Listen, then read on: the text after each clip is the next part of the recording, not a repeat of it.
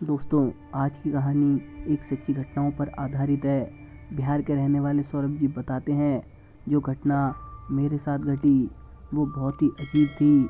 मैं सपने में भी नहीं सोच सकता था कि ऐसा भी कुछ होता है। मुझे कभी भी इन भूत प्रेत पर कतई यकीन नहीं होता था। ऐसा नहीं था कि मैं कभी भूत प्रेत के बारे में नहीं सुनता था।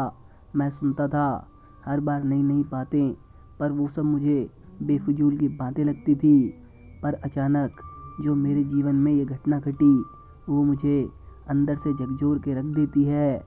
अगर मैं आज भी आईने में अपनी तस्वीर देखता हूँ तो काफ़ी देर तक खुद को देखता रह जाता हूँ। मुझे यकीन नहीं होता है कि मैं अभी भी जीवित हूँ। इस घटना के द्वारा मैं आप लोगों को डरा नहीं रहा हूँ, बल्कि अपनी आप बीती एवं आपको आग्रह करने की कोशिश कर रहा हूँ। दोस्तों, आपने शमशान घाट के बारे में तो सुना ही होगा। हर दिन कितनी लाशें वहाँ जलकर खाक हो जाती है, जिसकी गिनती भी नहीं की जा सकती। कहा जाता है कि यहाँ जलने के बाद व्यक्ति को मुक्ति मिल जाती है, पर ऐसा नहीं है। भूत प्रेत और आत्माओं का बहुत बड़ा गढ़ है शमशान घाट। ऐसा नहीं है कि आपके साथ कुछ घटना नहीं घटी हो तो वहाँ आत्मा नहीं है। आत्मा है, लेकिन वो बुरी आत्मा नहीं है और उसे मुक्ति मिल चुकी होती है। लेकिन जब दुष्ट आत्मा से आपका सामना होता है तो आपका जीवन बच पाना काफ़ी मुश्किल हो जाता है। और मेरा सामना एक ऐसी ही दुष्ट आत्मा से हो गया था, जिसके बारे में मैं आज आपको बताने जा रहा हूँ। मेरे पड़ोस में एक व्यक्ति कुछ दिनों से बीमार चल रहा था। उसे दिमागी बुखार था। उसने हर जगह अपना इलाज करवाया, लेकिन वो ठीक नहीं हो पा रहा था। और अचानक एक दिन सुबह 4 बजे वो मर गया। मैं और मेरा भाई दोनों उसके घर जाकर देखे तो वो सचमुच में मर गया था। मैंने उसके चेहरे को देखा। उसकी आंखों से कुछ सफ़ेद सा तरल पदार्थ बह रहा था। उसकी दोनों आंखें पूरी खुली थी और उसका चेहरा एकदम डरावना था। सुबह से सब व्यवस्था करते हुए लाश को शमशान घाट ले जाने में रात हो चुकी थी। फरवरी का महीना था। कड़ाके की ठंड पड़ रही थी। हम लोग तकरीबन 12-13 आदमी थे।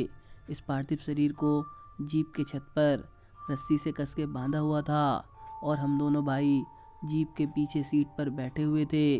तेज हवा चल रही थी और बाहर से आती ठंडी हवा के साए साए की आवाज़ अंदर से डर का एहसास करवा रही थी। ठंड से हम सभी का हाल बहुत बुरा हो गया था और कुछ घंटों में हम शमशान घाट तक पहुंच गए। रात के तकरीबन 11 बज रहे थे। घाट के बगल जीप रुकी। हम और मेरे साथ कुछ लोगों ने मिलकर लाश को जीप से नीचे उतारा। लाश को जीप से नीचे उतारते वक्त मेरे हाथों में जीप के एक कोने से चोट लग गई और मेरे अंगूठे से खून बहने लगा। लेकिन चोट मामूली सी थी, इसलिए मैंने उतना गौर नहीं किया। उसको हम सब मिलकर नीचे रख दिए। इतनी ठंडी रात में शमशान घाट का वो माहौल बहुत ही डराने वाला था। चारों तरफ धू धू कर जलती हुई लाश, आग से जलकर गिरती हुई किसी की हाथ और सर को देखना एक मन विचलित कर देने वाला दृश्य था। उन्हें जलाने के लिए हम लोगों ने लकड़ी ले ली थी और कुछ ही घंटों में अंदर उनकी चिता वहीं तैयार हो चुकी थी। मैं इनकी लाश के बगल में अकेला ही खड़ा था। बाकी सभी लोग चिता के पास खड़े थे। उनके और मेरे बीच में 30 से 40 मीटर का फासला था। मैं लाश को अपने हाथों से पकड़े हुए बैठा था। लाश का चेहरा कपड़ों से ढका हुआ था। पता नहीं अचानक कहाँ से जोर की हवा चली तो मैं तो उस तरफ देख रहा था जिस तरफ चिता थी। लेकिन जैसे ही मैंने लाश की तरफ देखा तो मेरे होश उड़ गए। कपड़ा उनके मुंह पर से हट चुका था। मुझे अच्छी तरह से याद है कि उनका चेहरा तो पहले जैसा बिल्कुल भी नहीं लग रहा था। आंखों की पुतलियाँ एकदम फैली हुई थी। देखने पर ऐसा लग रहा था कि वो मुझे ही घूर रहे हों। मैं डर गया और अपने भाई को आवाज़ देकर वहाँ बुलाया। मेरा भाई वहाँ आकर उनके मुंह पर वो कपड़ा फिर से रख दिया और बोला, चलो लाश को वहाँ चलकर रख देते हैं। और इसी बीच कुछ और लोग वहाँ आकर लाश को उठाकर चिता पर रख दिए। कुछ ही समय बाद पता नहीं मुझे क्या हो रहा था। मुझे डर लग रहा था। मैं लाश से अब 20-30 कदम पीछे की ओर हट गया था और अब लाश जलना शुरू हो गई थी। मैंने अपनी आंखों से देखा उनका हाथ, चेहरे और समस्त अंग वो आग से जल रहे थे। आग से जलकर चेहरे से पिघल रही चमड़ी को देखकर मेरा मन और विचलित हो गया। मैं डर कर और थोड़ी दूर पर जाकर खड़ा हो गया था। मैं भले ही वहाँ अकेले खड़ा हो गया, पर मुझे ऐसा लग रहा था कि मेरे पीछे कई सारे लोग खड़े हैं।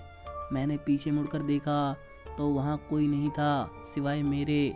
मुझे ऐसा लग रहा था कि मेरे पीछे कोई औरत खड़ी है जो धीमी फुसफुस की आवाज़ में किसी से बातें कर रही है, और ऊपर से जल रही चिताओं की दुर्गंध मेरी नाकों तक पहुंच रही थी, जिसके कारण मुझे और अजीब सा लग रहा था।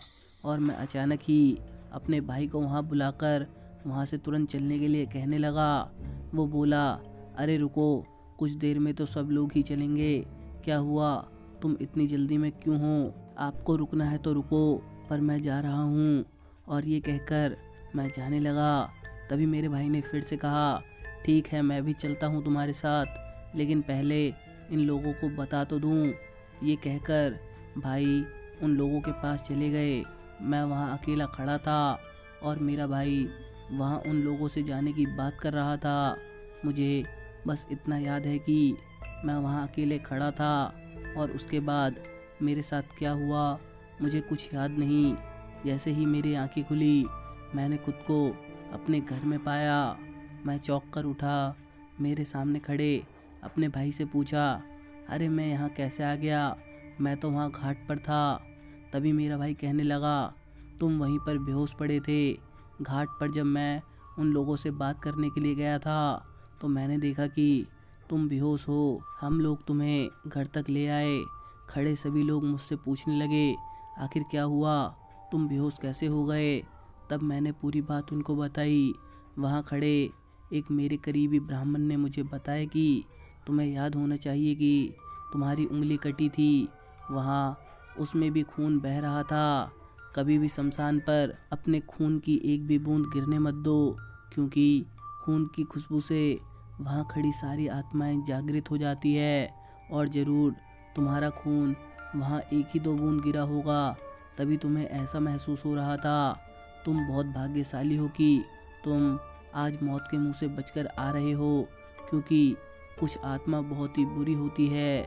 तब जाकर मुझे अपनी गलतियों का एहसास हुआ। मैंने उसी समय कसम खा ली, कभी भी भूत प्रेत के मामले में रिस्क नहीं लूँगा। मुझे उस घटना के बाद 2-3 महीनों तक सपने में वही सब दिखता रहा। तो दोस्तों, आपको ये सच्ची घटना कैसी लगी मुझे कमेंट करके ज़रूर बताइए, और वीडियो अच्छी लगी हो तो वीडियो को लाइक करिए और अपने दोस्तों के साथ शेयर करिए। और ऐसी ही रियल इंसिडेंट वीडियो देखने के लिए चैनल को ज़रूर सब्सक्राइब करिए। मैं मिलता हूँ आपको इसकी नेक्स्ट वीडियो में, तब तक के लिए गुड बाय, टेक केयर।